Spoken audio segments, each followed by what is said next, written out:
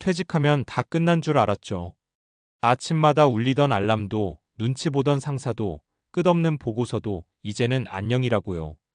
이제야 진짜 내 인생 사는 거지. 그렇게 말하며 퇴직 시 꽃다발을 받아듭니다. 그런데요. 막상 몇 달이 지나면 이런 말이 나옵니다. 왜 이렇게 허전하지? 돈은 생각보다 빨리 줄어드네. 이게 내가 꿈꾸던 은퇴였나? 은퇴는 분명 해방입니다. 하지만 동시에 구조가 사라지는 사건이기도 합니다. 직장이라는 틀 안에서 우리는 월급, 인간관계, 역할, 일정, 목표를 한꺼번에 공급받고 있었거든요. 그게 한순간에 사라지면 자유와 함께 공백도 찾아옵니다. 많은 분들이 준비한 건 돈인데 정작 흔들리는 건 삶의 방식입니다. 그래서 오늘은 은퇴 준비와 은퇴 후 삶의 관점에서 사람들이 많이 빠지는 의외의 함정 5가지를 이야기해 보려 합니다. 전원생활, 창업, 지인 보증 같은 실제 사례를 곁들여서요. 조금은 현실적인 하지만 그래서 더 도움이 될 이야기입니다. 1. 이제 쉬자의 함정, 너무 갑작스러운 정지. 30년 넘게 일해온 사람이 갑자기 아무것도 안 하면 어떻게 될까요? 처음 한두 달은 천국입니다. 늦잠 자고 여행 가고 밀린 취미도 하고요. 그런데 시간이 흐르면 리듬이 무너집니다. 하루가 길어지고 주말과 평일의 구분이 사라집니다. 은퇴는 일을 그만두는 것이 아니라 삶의 구조를 다시 짜는 것입니다. 일을 완전히 끊기보다 강도를 줄이거나 새로운 역할을 만드는 게 훨씬 안정적입니다. 봉사활동, 시간제 근무 자문활동, 취미 모임 운영 등 작더라도 사회적 연결고리를 유지하는 것이 중요합니다. 은퇴 후 가장 무서운 건 경제적 빈곤보다 관계의 빈곤과 역할의 상실이라는 말 괜히 나온 게 아닙니다. 2. 전원 생활의 로망 현실은 관리와 외로움. 4. 공기 좋은 데 가서 텃밭 가꾸며 살고 싶어. 은퇴 후 가장 많이 하는 말입니다. 사례 하나 들어볼게요. 서울에서 35년 직장 생활을 한 김 씨는 퇴직 후 강원도로 내려갔습니다. 퇴직금 일부로 전원주택을 짓고 마당 있는 삶을 시작했죠. 처음 6개월은 행복했습니다. 그런데 문제가 생겼습니다. 집 유지비가 생각보다 많이 들고 겨울엔 눈 치우기, 보일러 관리, 배관 동파 걱정. 병원은 차로 40분 거리. 친구들은 다 서울에 있음. 무엇보다 외로움이 컸다고 합니다. 주말에 자식들이 오면 좋았는데 1년에 몇 번 안 오더라고요. 결국 3년 만에 다시 수도권으로 돌아왔습니다. 전원 생활이 나쁘다는 게 아닙니다. 다만 휴가처럼 사는 삶과 일상으로 사는 삶은 다르다는 겁니다. 최소 1년 이상 살아보기 체험, 겨울 경험, 의료 접근성 확인, 생활 인프라 점검은 필수입니다. 로망은 체험으로 검증해야 합니다. 3. 가만히 있긴 뭐해서 창업의 함정. 4. 은퇴 후 창업. 특히 카페, 치킨집, 편의점이 인기입니다. 평생 회사 위에 일했으니 이제는 내 사업 한번 해봐야지.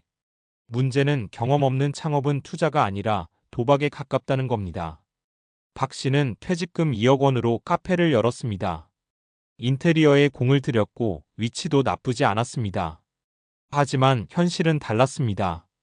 하루 매출은 예상의 절반, 임대료와 인건비를 제하면 남는 게 거의 없었습니다. 2년 만에 폐업했고 노후 자금의 절반이 사라졌습니다. 은퇴 후 창업은 생계형으로 접근하면 위험합니다. 최소 23년 적자도 버틸 자금이 있는지, 내가 그 업종을 진짜 좋아하는지, 몸이 따라줄지 냉정하게 계산해야 합니다. 차라리 소규모 온라인 판매, 재능 기반 활동, 프리랜서형 일처럼 리스크가 낮은 방식이 더 현실적입니다. 4. 지인 보증과 투자 권유 설마 내가? 왜 함정? 은퇴 후 목돈이 생기면 연락이 옵니다. 형님, 좋은 투자 있는데요.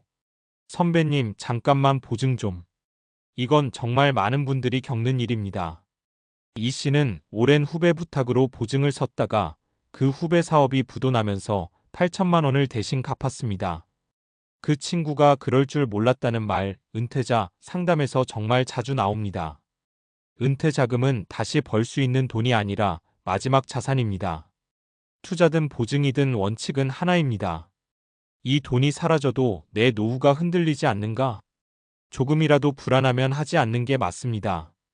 관계는 돈보다 중요하지만 돈이 무너지면 관계도 무너집니다. 5. 가족과의 거리 너무 가까워도 너무 멀어도 문제. 은퇴 후 부부 갈등이 늘어나는 이유 다들 짐작하시죠? 하루 종일 같이 있는데 대화는 줄어들고 사소한 일로 다툽니다. 각자의 생활 반경이 있었는데 그게 겹치면서 충돌이 생기는 겁니다. 또 하나는 자녀 문제입니다. 은퇴 후 자녀 결혼 자금, 집 마련 자금까지 지원하다가 노후 자금이 줄어드는 경우도 많습니다. 부모 마음은 이해되지만 자녀 인생과 부모 노후는 분리해서 생각해야 합니다. 은퇴 준비는 금융 설계만이 아니라 관계 설계이기도 합니다. 부부 각자의 시간표, 각자의 취미, 각자의 인간관계를 존중하는 구조가 필요합니다. 결국 은퇴는 멈춤이 아니라 재설계. 많은 분들이 은퇴를 도착점으로 생각합니다. 하지만 실제로는 2030년이 남은 이막의 시작입니다. 기대 수명이 길어진 지금, 은퇴 후 삶은 생각보다 깁니다.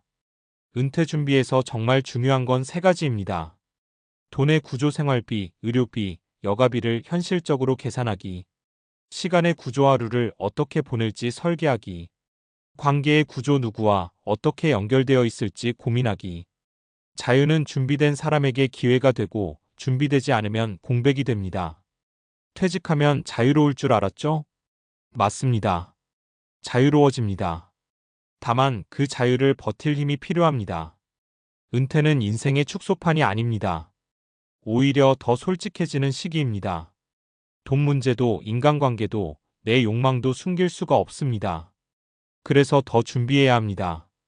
지금 은퇴를 앞두고 있다면 또는 이미 은퇴했다면 이렇게 한번 물어보세요.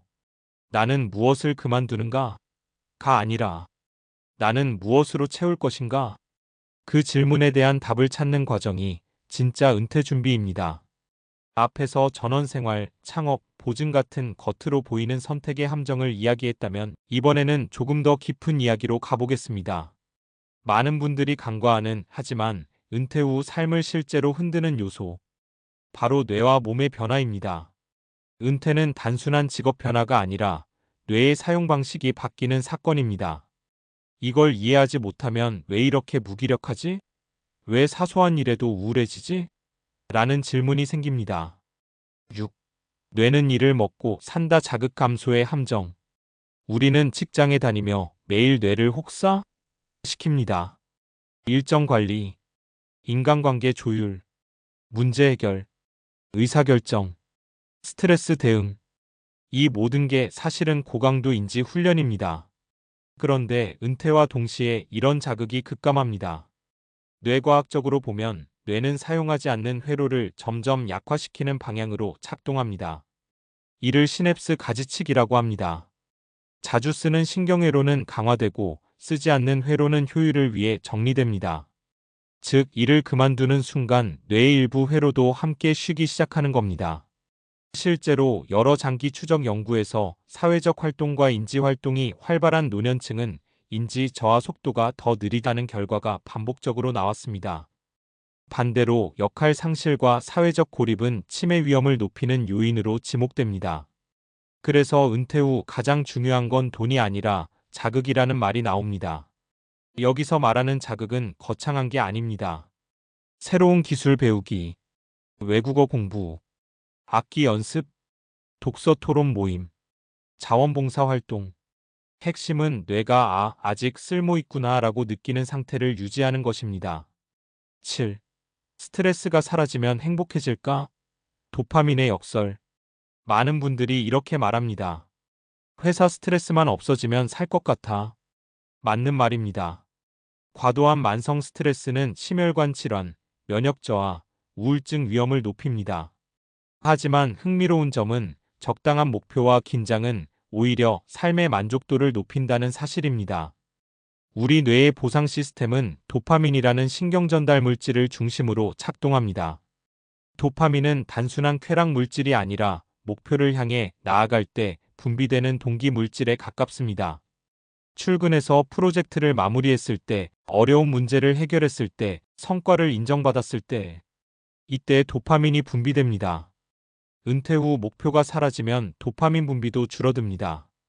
그러면 이런 현상이 생깁니다. 의욕 저하, 무기력, 쉽게 피로해짐, 작은 일에도 흥미 감소, 이상하게 재미있는 게 없어. 이 말 사실은 심리 문제가 아니라 신경생물학적 변화일 가능성이 큽니다. 그래서 은퇴 후에는 편안함만이 아니라 작은 도전을 의도적으로 설계해야 합니다.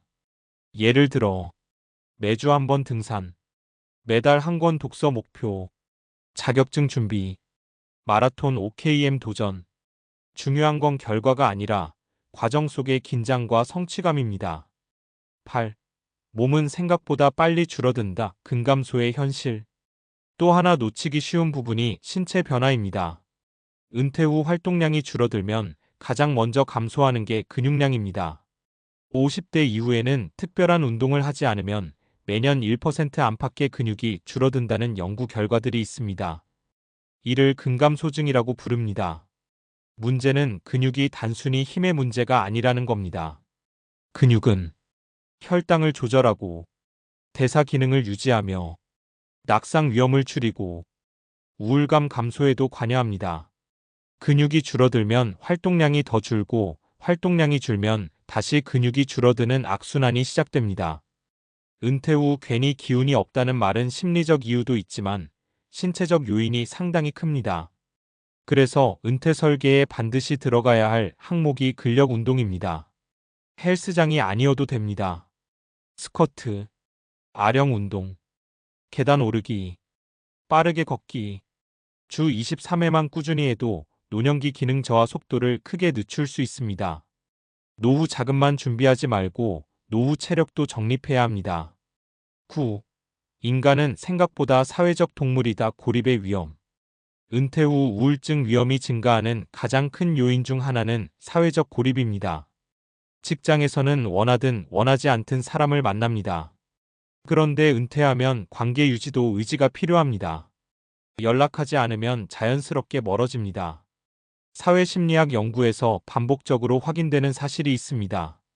깊은 인간관계의 수가 아니라 정기적인 상호작용의 빈도가 행복을 좌우한다는 점입니다. 친구가 많을 필요는 없습니다. 하지만 일주일에 한 번, 한 달에 두 번이라도 누군가와 만나는 일정이 있는 사람은 정서적 안정도가 훨씬 높습니다. 그래서 은퇴 후에는 인간관계도 관리 대상입니다.